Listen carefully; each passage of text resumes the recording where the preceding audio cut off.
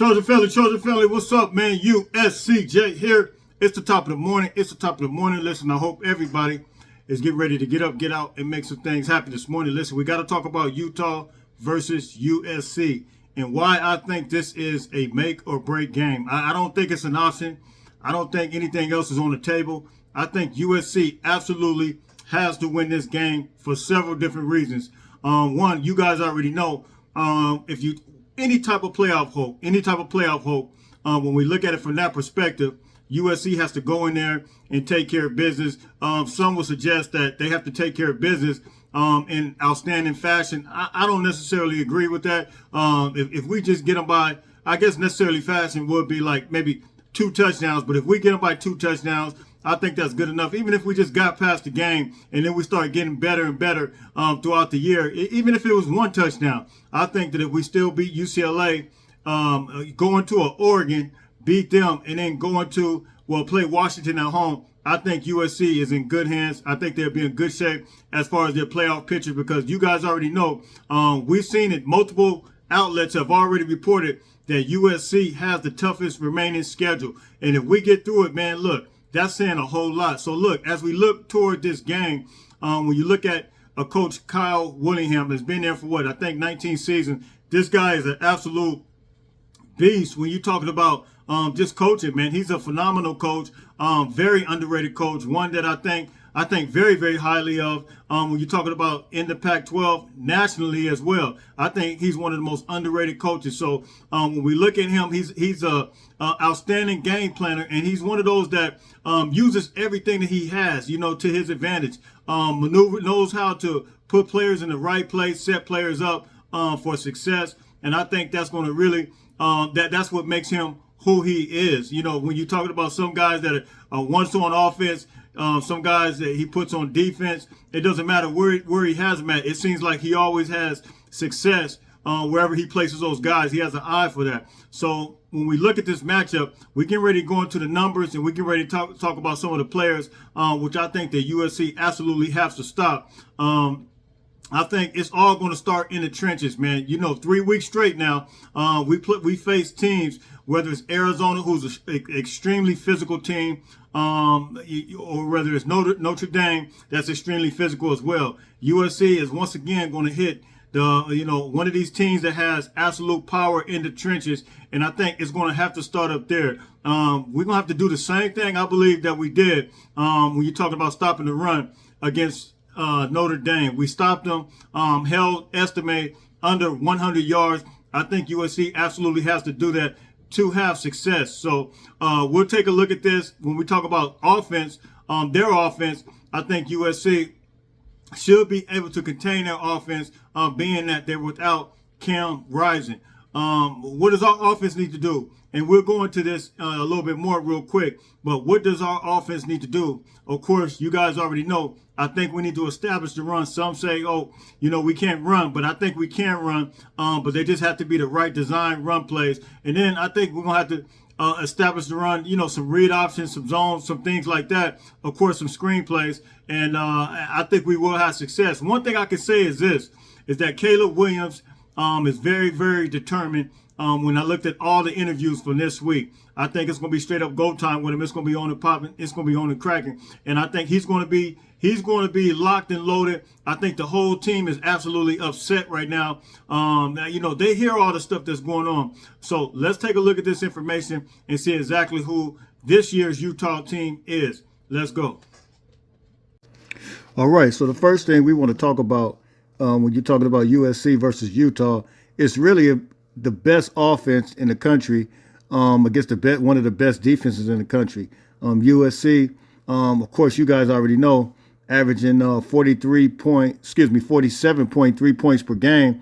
And then Utah just giving up 12.2 points a game. I mean, you're talking about, they always say styles make fights. I mean, this is going to be absolute fight, depending on what style USC actually comes out with.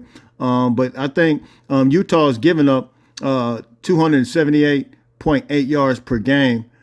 Passing yards, they're giving up 211.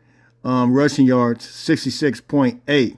And then 20-plus yard plays, they have 23 only allowed. So, however, USC, they have 50 plays over 20 plus yards. So you're talking about a serious style matchup. And then USC, 491.7 yards per game on average. And then passing yards per game is 332.9. Rushing yards, they have right at 158.9. And that's, you guys already know we only put up just a few points, 20 points, and we still able to maintain these numbers. We did around 5 over 50 points per game, but it slightly went down due to the Notre Dame game. But, this it's going to be a very, very interesting matchup. Utah also, when you look at their defense, they're ranked 5th in the country for scoring defense. They're ranked 6th in the country for sacks per game. They have a top 5 rushing defense as well. So, I mean, you're talking about an incredible style against an incredible style. I think it's going to be still interesting how we maneuver when you're talking about our offensive line. And I kind of want to deal with that while we're talking about their defense, because they're leading in all these categories from a defensive perspective. I think the USC's offensive line, and I've heard Coach Henson, we'll talk about that, when he made reference to the offensive line. It was kind of somewhat of a puzzling, I will say this, a puzzling interview that he had the other day after practice. And, he's basically leaving all things on the table. The offensive line, we already know, it's not playing well. Everybody's really playing out of position. You got to wonder if he's going to switch some guys back. You had guys like Jared Kingston who moved over, Pregnant moved over. It's just not looking like these guys are natural with the position that they were moved at. Jonah Meinheim, I think he's probably been one of the ones that's most consistent. And, of course, Michael Turquin, that situation with him, I think they miscalculated, man. And here's the thing. We have 6 games to figure this out. And now in the 3rd week in a row, we're going up against a defense that has a strong defensive line. It started with Arizona. We moved on to of course, the Notre Dame game. And actually, it started before Arizona. It really started with Arizona State. But, I mean, all these defensive lines, I mean, they're shown to be extremely physical, and they're going to get after the ball. Yeah, Utah's going to get to be one of the most powerful ones, even more so possibly than Notre Dame. So, depending on how these teams scheme against us, we'll find out very, very early. I don't think it'll be long at all. We'll find out very early if USC can handle this pass rush of Utah. Now, here's the thing. What do I think USC needs to do in order to, to defend that? What do we need to do in order to defeat that? I think USC has to get back to running the ball. I've been kind of crying this out for the past few weeks. I mean, we have not been, I think we try at it, but we have a guy that can run the ball.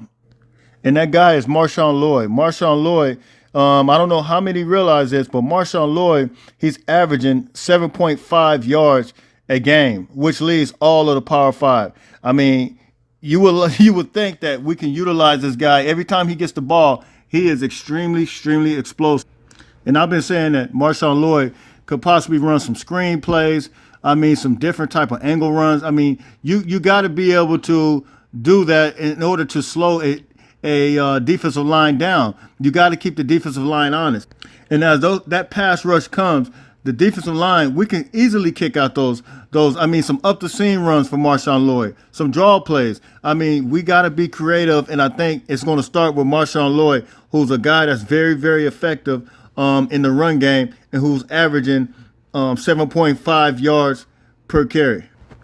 I think when we look at it with Caleb, I think Caleb is going to have to absolutely get the ball. And I'm going to show you guys a brief clip from last year when he played Utah, but get the ball out of his hands. Those 3 or 4 yard screen plays or whatever Riley develops, let's take that. He can take what the defense gives him, because when those guys are rushing in very quick, you got to get rid of that ball. There's no way, you can't hold the ball. And there's no disrespect, but we're just talking about a game plan as it relates to Utah and moving forward, because we're going to face some defenses as UCLA, as well as Oregon, not so much as Washington, but those guys will have pressure and create pressure. And we got to check down, man. We have to check down. We have to do the quick screens and some design. I would like to see some zone reads as well. But read it very, very quickly and then recognize. I know they will disguise at time. They will disguise the blitz, but then it's going to have to be some checking down and some recognizing the coverage as well. So I think with Caleb, when you look at him, this was what he did last year. Look at it. It was some major pressure coming through there last year, but Caleb was able to elude that pressure, and you see what he did. We'll take a look at it one more time, and you see it here. Look, they came in, had the defense, but Caleb was just able to escape that. And so I think sometimes we're going to have to pull that trigger like that the same way he did here. Caleb is an incredible athlete, one of the best quarterbacks. He is the best quarterback, I still believe, in the country, hands down. And I think that we can utilize him as well as in the run, as well as the pass game. And we'll still be very, very effective and very, very strong. Another key to the game, I believe, is this guy right here. It's going to be Zachariah Branch. Zachariah Branch is really one of the most explosive players in college football, and he can change. Not only will he, hype up the team as a whole, I mean, offense and defense both. When he makes an explosive plays, that guy right there, man, changes the whole complexion of the game from an emotional standpoint and from the scoreboard standpoint. So if we can get this guy involved, kick return, punt return, whatever, we got to be able to utilize this guy, his ability. And then even in what we slightly seen it coming out. I'm not saying that he has to come out of the backfield, but I mean, I did kind of like that, what I seen, because anytime he touches the ball, as many times as we can have him touch the ball, I think Zachariah Branch just adds that much more to this USC football team. So I want to see him get his hands on the ball multiple times. He did look very explosive the time that he did it against Notre Dame, and he was very, very fast. And you could tell the difference of pace once he was in there. As far as our receiving core, they say they're not getting separation. I mean, Brandon Rice, he is leading right now the team with 400, I believe, and 52 yards. And, you're going to have to get him involved. But look, we got those freshmen, man. We got guys like Deuce Robinson. You got guys like Jacoby Lane, 6'6", 6'4". Look, man, if we got to throw the ball up and get it to him, let's do it, man, because whatever we need to do in order to get this W, we need to do it. Of course, you got the other guys like Taj Washington, who's always been consistent. But at this point, USC, as I stated before, by any means necessary, we need to get this W. And just a side note, Utah will actually be missing out the first half. Cole Bishop, their incredible safety. This guy will be out of there, but he is an absolute playmaker, man, who I believe he gave USC fits last year. So he's out, but he will be back in the first half. So after the first half, so I think USC, he's out for a targeting call. I think USC needs to absolutely go crazy. All right, so this is the quarterback, Nate Johnson, man, pretty explosive guy on the ground. But as far as yardage goes, he's only at 54%, 499 yards on the year. However, he's extremely dangerous with his legs. You guys already know that guys that have ability to run, that are mobile guys, those guys are the guys that's always giving us problems. You guys already know the quarterback, actually the coach, Winningham, I mean, he can design plays that come out of nowhere, and he's always good at scheming those things up. So if we could contain this guy, keep him in the pocket, force him to throw, I think USC will have great success. And as you can see here, this is what he's able to do. He's able to move and groove, man. This was against Florida. I mean, you see how mobile he is. He did it against Oregon State somewhat, even though they lost that game. But the guy can absolutely move. Once he gets loose, and if it's any type of lanes that are open, this guy will sure enough go up the middle and cause some absolute problems. So I think that's what USC has to do, is focus on containing this guy right here. Also, they had a tight end named Thomas Yasmin. This guy, he will be out for the year. All right, so that is USC versus Utah preview. Listen, my prediction and score will be 38-21. I don't think, Utah average is 21 points per game this year. I don't think Utah's going to go over that. That's just my opinion.